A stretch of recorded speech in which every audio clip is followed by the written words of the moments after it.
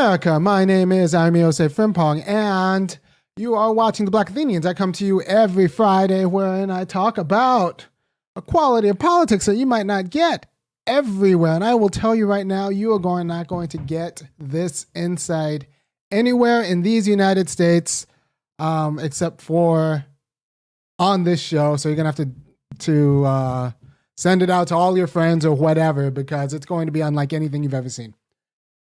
And with that, I'll just tell you, I had this nice show all planned out, and I taped it and everything, and it was about infinity and politics and what it means. And then Trump got COVID. And so I am going to give you this show instead. It's going to clarify what that means and what it doesn't mean, because honestly, it's just a little bit gossipy. It's really none of our business, but it's not obvious that it's none of our business. It's also not obvious that the right to privacy only came around about 110 years ago. Louis Brandeis wrote a piece about 135 years ago about, the right to privacy is a good idea and you need a sphere where nobody messes with you in order to be free. And then when he was a Supreme Court justice, he kind of, wrote opinions in this way. And now we have a right to privacy that's enshrined in SCOTUS precedent. But even more importantly, we have a legislative archive that has built entire legislation off the idea that there is such a thing as a right to privacy, which means that not everybody gets to know all of your business, which is very important, I think, for a few reasons. One, it's not only the foundation for HIPAA, which is the reason why your doctors don't go putting your business out in the street. It's also the foundation for FERPA, which is why none of my students' parents can email me and say, hey, how is, Tiffany doing in class? To which I will say, that's between you and Tiffany. I'm not going to tell you because Tiffany has rights. And it's also the case in, it's the foundation for Roe v. Wade. I don't think it should be a foundation for Roe v. Wade. I think it's a dicey foundation for Roe v. Wade. But in general, we built entire institutions off of the right to privacy, a right that was just kind of thought through about 110 years ago. It was probably enshrined, but 135 years ago, Brandeis wrote, his pamphlet on the right to privacy. So what are rights such that they can just kind of emerge and then get enshrined into law and just kind of stick because they make sense? I will go into that after I hit the opening.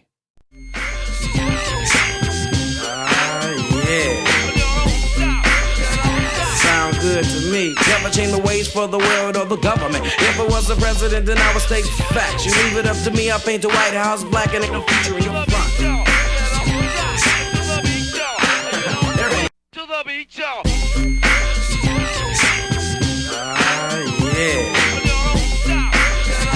sound good to me. Never change the ways for the world or the government. If I was the president, then I would state facts. You leave it up to me, I paint the White House black and it can feature in your front.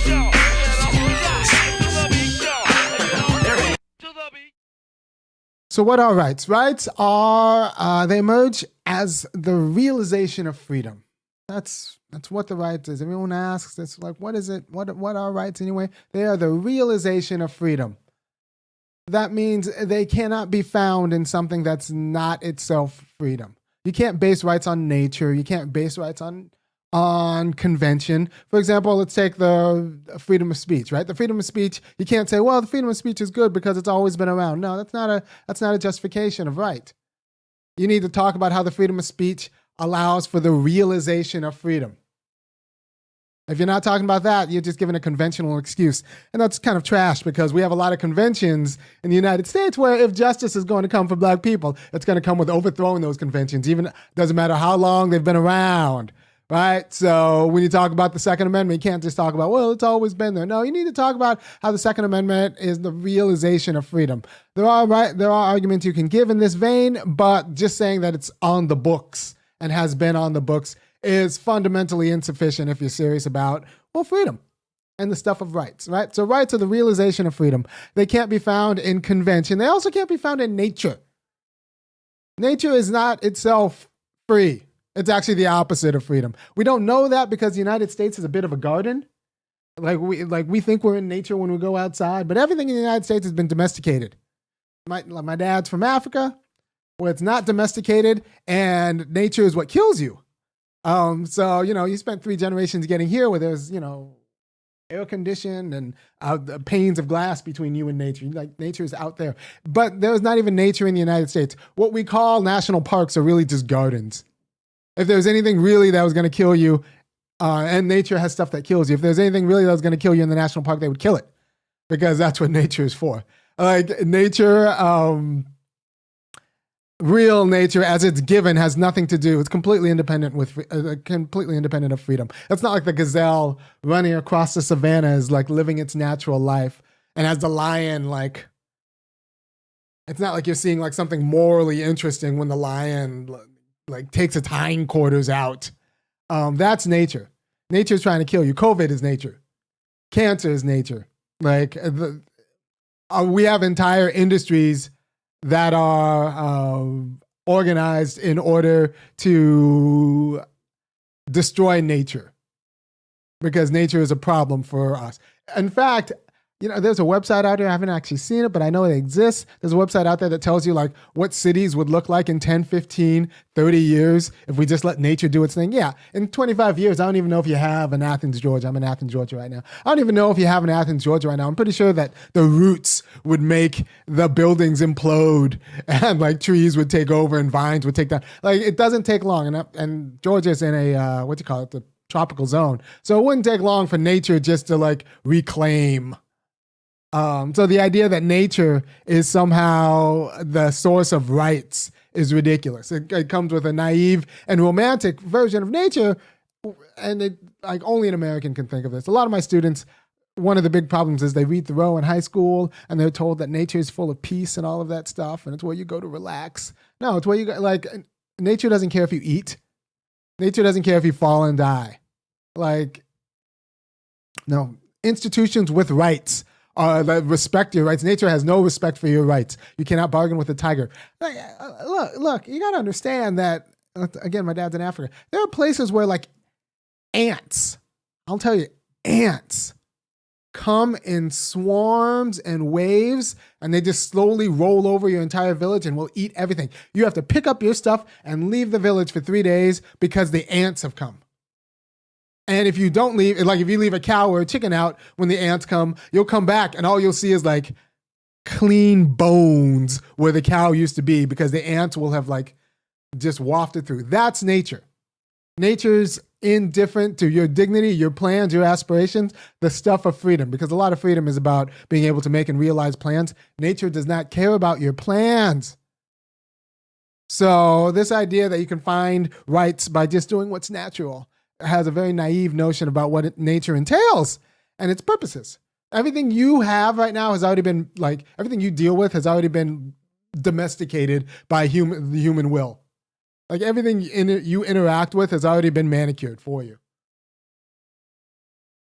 Thankfully, we don't want to go back to nature. We want a better industrial process and domestication process that doesn't lead to like industrial pollution that will end up also frustrating the human will. But the goal of this world is to allow for freedom, not nature, because nature doesn't matter. We just don't want to screw up our relationships with nature such that we end up undermining the conditions for human freedom that come from, working with nature, conforming nature to our means. So yes, so rights will not be found in something that's other than rights. That means they will not be found in conventions, that received wisdom, that things we just happen to receive. And they will not be found in nature, which means there's no such thing as human rights. Right? So because the designation human is a species designation. To be a human is all you need to do is, according to like the biological definition, be able to reproduce with fertile offspring with other humans. But that's not exactly what being a human is. That's not that's what being a human is, but that's not what being like a meaningful person is, a meaningful individual is. Right? Being a meaningful individual is having your rights, having your, aspirations respected and being able to realize them. And that doesn't happen because of your species. That happens because you're around people who can, who are themselves free and can forswear their natural desires in order to respect your rights. right? For example, it doesn't matter how, right. So there's a reason why you don't want to live with a meth addict. Right? There's a reason why you don't want to live with a meth addict. Why don't you want to live with a meth addict, Irony? You don't want to live with a meth addict because sometimes when they want meth, they'll steal from you to go get meth, right? So you don't really have property rights if you live with a meth addict because the meth is in control. You need to be with a free person if you want to actually have rights, have your rights respected. Because a free person can forswear their desires in order out of respect for you, right? So the difference between you and a free person is the free person can forswear their desires out of respect for you. And that's why with a free person, you can be different kinds of things. For example, if I'm with a tiger, the tiger is not going to forswear its desire to eat me in order to respect my rights. However, if I am with a person, no matter how hungry they are, they will not start nibbling on me. Unless there's a famous case called, I think it's Regina and Dudley Stevenson. Anyway, it's about four British people. One of they're marooned on the waters, and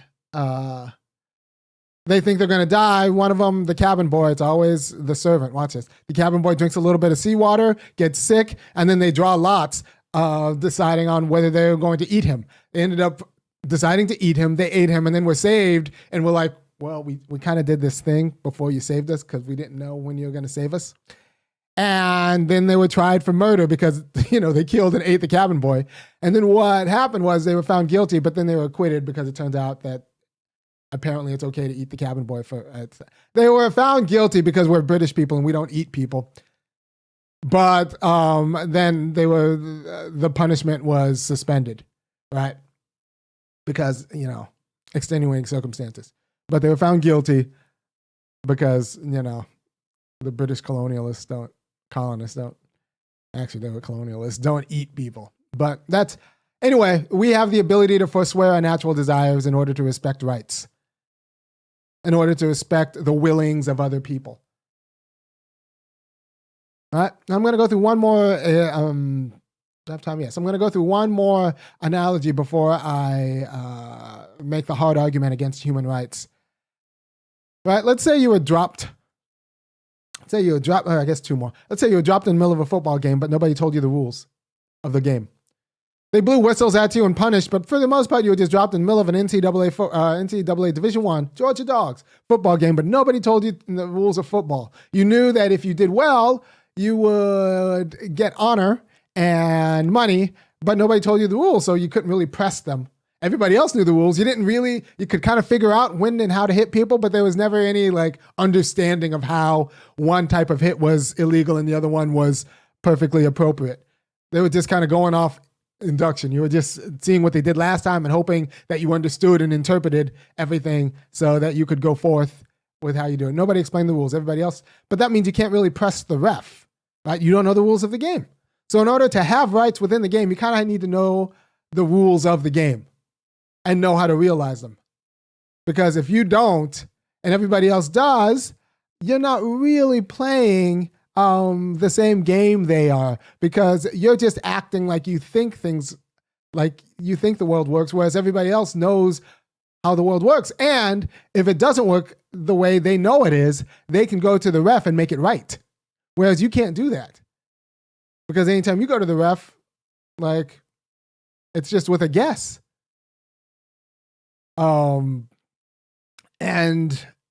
So there's a way in which you're not free unless you know all of your rights. So you have to know your rights. Colin Kaepernick was right that much. You know your rights, but you also have to know how to realize them. Doesn't matter if you know your rights. It's like having a right to a car that's in a remote parking lot, over there. That's great. It's your property, but you can't drive it, right? Or knowing your rights. We have something like 95% of criminal cases end up in plea bargains. It's not because people don't know their rights. It's because they can't realize them because they don't have access to lawyers. Doesn't matter how much you know your rights if you don't have the resources and power to actually realize them. So you not just need to know your rights, you need to actually have access to realize your rights. These are important things. And so there's there's a derivative right to education. In order to actually press your rights, you need to know them and be able to realize them, and whatever institution is governing you then generates an obligation to somehow enculturate you into knowing and being able to press them. All right, so in order to realize yourself in the world, you need to be able, there's a quality of education that's required, either through culture or, somehow the particular positive rights that we've just kind of made up. Our legislature has made up the fact that there are 50 senators and not 52, or 435 representatives and not 330 representatives. Those kind of things have to be taught to you, right? So you have a right to that insofar as you know, but that's not a human right. That's a right you need to participate in as a citizen in America. And you have different rights as a civilian, as a particular person, like fulfilling their particular interest in civil society. And you have different rights as a spouse. That's as a member of a unit that where the other person's immediately concerned with you and you're immediately concerned with them. So there's like one flesh. That's different than your rights with the spouse. The rights you have with your spouse are structured differently than the rights you have with your because they're part of a different institution, are different than the rights you have with your car salesman. Your car salesman, that's a different kind of freedom. When I explain this to kids in class, there's, they're all dating and figuring out if they should break up with their girlfriend or boyfriend. So it's really easy to say, like, there's the kind of right you have. There's a kind of freedom you have in a committed relationship, and the kind of freedom you have in, like, when you're just kind of hanging out and you hook up sometimes and you don't hook up sometimes and you're just kind of free to hook up with other people. Like, those are both freedom, but they're distinct, and the one doesn't reduce to the other. You can't collapse one in others. So these things get codified when you talk about the distinction between, freedom in the family versus freedom in civil society. But it's kind of the same notion that they're two distinct kind of freedoms, but they're both freedom insofar as they are a way of realizing the will. One immediately in the family, where the other person's like immediately concerned with you and you are immediately concerned with them.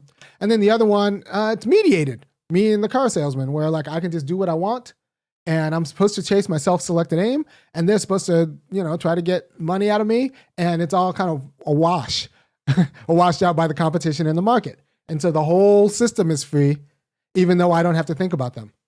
When this kind of freedom, I do have to think about them. It only depends on me thinking about them and them knowing that they're thinking about me. So, but they're both kinds of freedom. They can be realized in two different institutions. So freedom is realized not as a matter of convention and not as a matter of nature, but as a matter of institutions where we both know our institutional roles. And a peculiar kind of institutions that we've willed into being.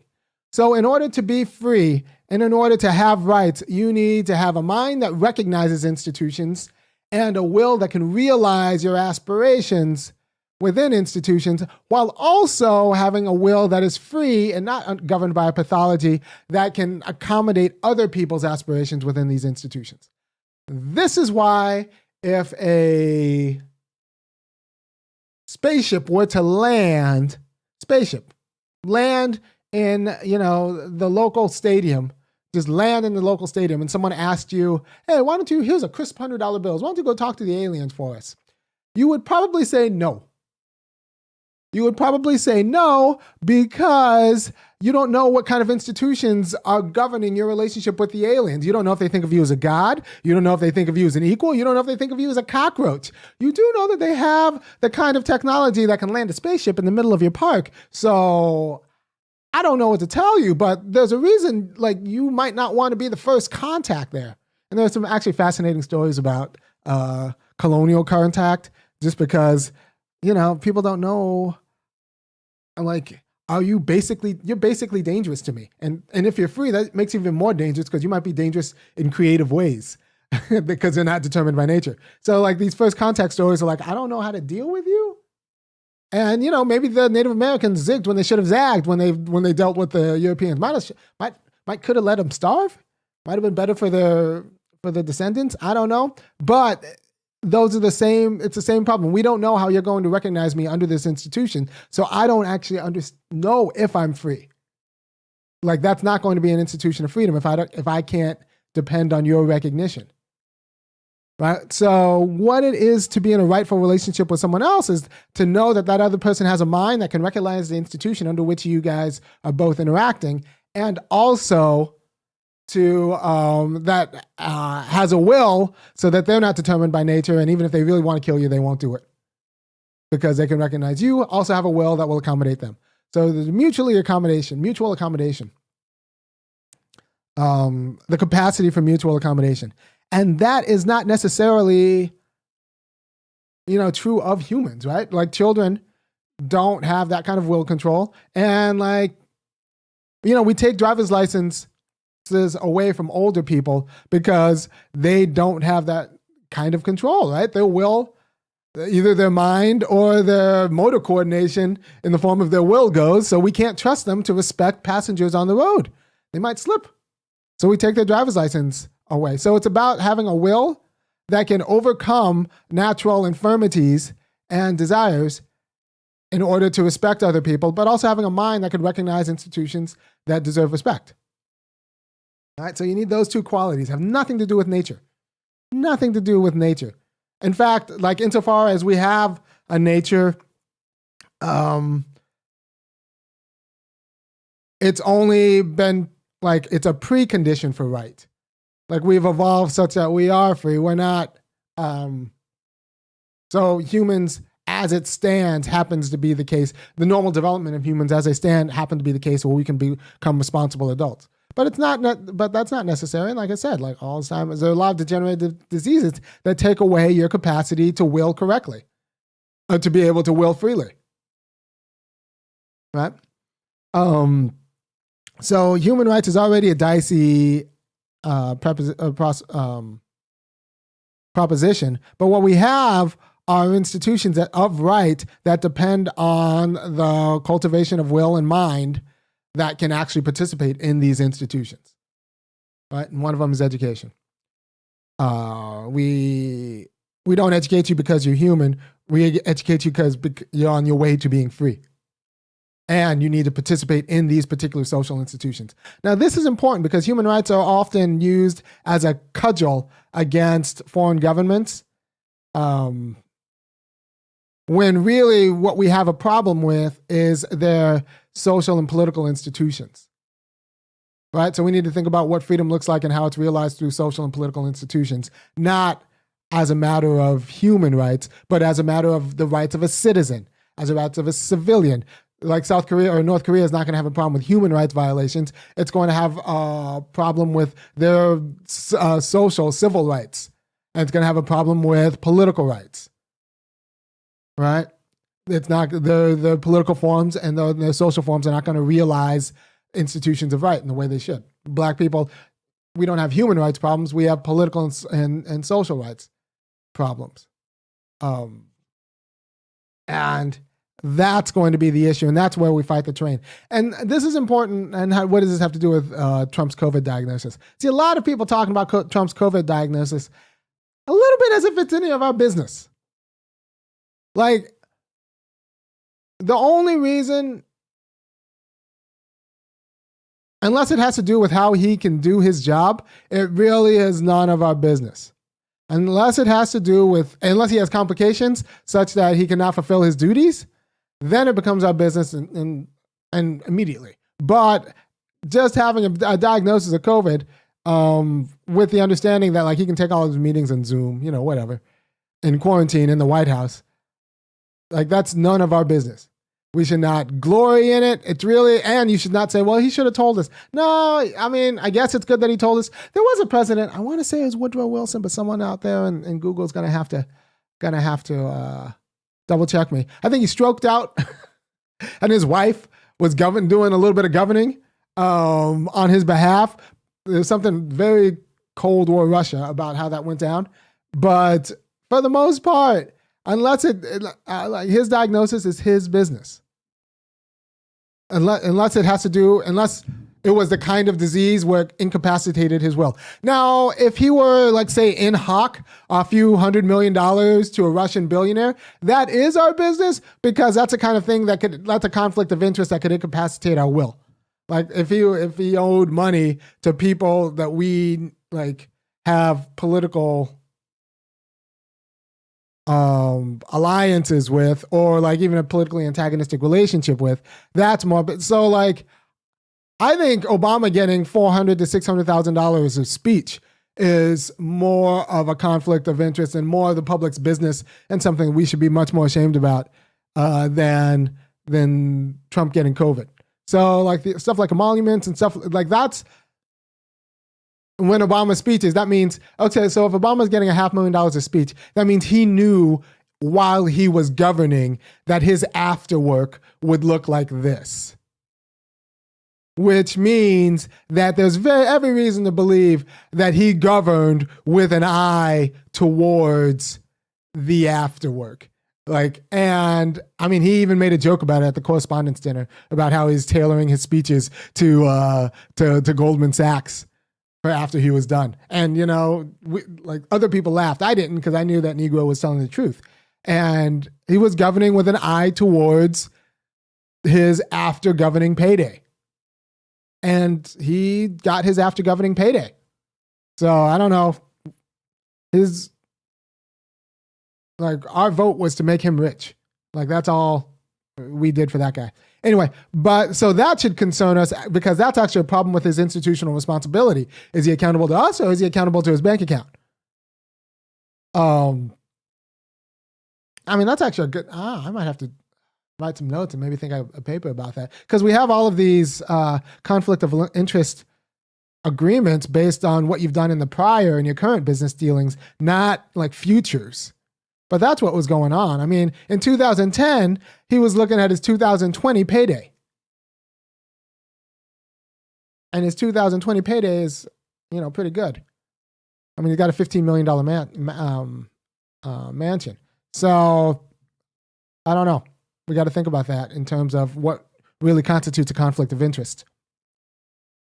So the problem with human rights is that they take their eye off the political and social institutions that through which our wills are recognized and our freedom is realized, and put it on nature, like our nature, right? So when we critique, we critique problems in society, we should do them in terms of social institutions, not in terms of like human rights, because nothing, like, nature doesn't owe you any right. It's not going to recognize your will. Institutions are supposed to, insofar as they're institutions of right, and they can be critiqued. Nature can't be critiqued. Nature's going to do what nature does. Institutions can be critiqued insofar as they either promote or degrade this reciprocal arrangement that that allows for the mutual realization of freedom through institutional reactions, either immediately or mediated. Now, people say, like, well, what about like things like healthcare? Well, healthcare works like school lunch, right? So you have this right to education, and then we were fulfilling this right to education. We realized that students don't really learn very well when they are hungry. They can't pay attention. So we ended up thinking, like, all right, so we should universalize a scheme where we can feed people, right? So you have a right to education, but as an enabling condition for your right to education, we need to make sure that you're fed. So it's not a right proper; it's just an enabling condition. The problem is, whereas education takes your willing participation, eating really doesn't. So you like eating isn't, children don't have a right to food. They have a right to free exercise within institutions. And many of those free exercise institutions requires that they have, like, you know, they're not distracted by food. So that's where the right to food comes from. And that's what it's like with healthcare. So you could it's like, we don't have a right to healthcare because we're living and breathing. We have a right to healthcare because in order to participate as civilians and citizens, we need to actually be healthy. To have our will be free and our minds working, we need to be healthy. Right? So if you're going to argue for healthcare, don't argue it from the point of view of the species. Argue it from the point of view of freedom, the freedom you need in order to, have a knowing mind and a realizable will. And that's how we argue for universal, that's how you should argue for universal, child lunches. And that's why the child lunches don't come out of the Department of Agriculture budget. They come out of the Department of Education budget, because the lunch is a means to being able for you to actually free your will from your gut in order to participate willfully in school, like, and thoughtfully in school. Right? So those are the right ways to argue for policies as fulfilling your role within an institution of freedom.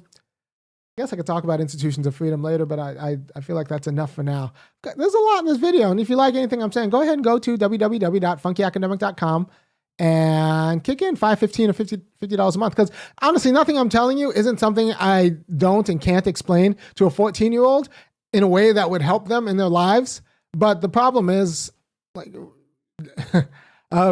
progressives like me don't control public education. Conservatives do. So instead, they're learning a crappier notion of what freedom entails.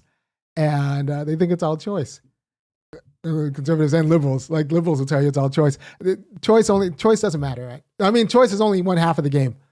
You could be shot through with choices, and all of those choices be crappy. It's like a vegetarian going into a meat restaurant where they get a choice between deer, steak, or chicken, or fish, right? Like it's a bunch of choices, but no freedom, because none of the choices actually represent you, which is one of the profound failures in liberal ideology. It's also why so many people feel alienated from both the 2016 election and the 2020 election, because they're going to go and they're going to actually choose their way into either voting for either Clinton or Trump or Biden and Trump, and it's going to feel crappy because neither of the options actually reflect you. So you're actually going to choose your way into your alienation. That's not freedom. So real freedom is we're going to have to talk about the primary politics, and real freedom entails like what is screwed up so that these people are the ones who get into the ballot. But that's not going to be the topic of this. I just wanted to tell you that Trump's COVID diagnosis is none of your business, really. It's none of your business. And it's a little bit gossipy if that's where you stake your politics on. And also that human rights are actually distracting because we should talk about institutions of freedom. Human is a natural characteristic. Rights involve wills and minds, and you put the two together to your own confusion. You need to talk about adequate and inadequate social and political structures that realize right within their social and political structure internally, not some sort of global human right. Because some humans don't have the capacity for rights, they're vegetables. All right, peace.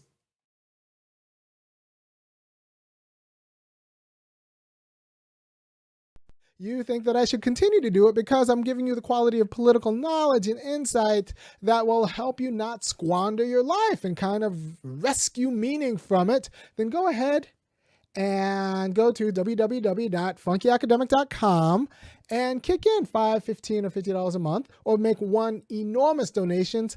I like the monthlies because it allows me to budget more, and that'll help me, with a marketing budget or getting better equipment that works all the time. Because in a lot of ways, freedom means having equipment that works every time you turn it on. And I want to be a free Negro. So if you like what I do, go to funkyacademic.com and contribute. Thanks often comes in the form of cash, and the site takes credit cards. If you appreciate the work I do every week and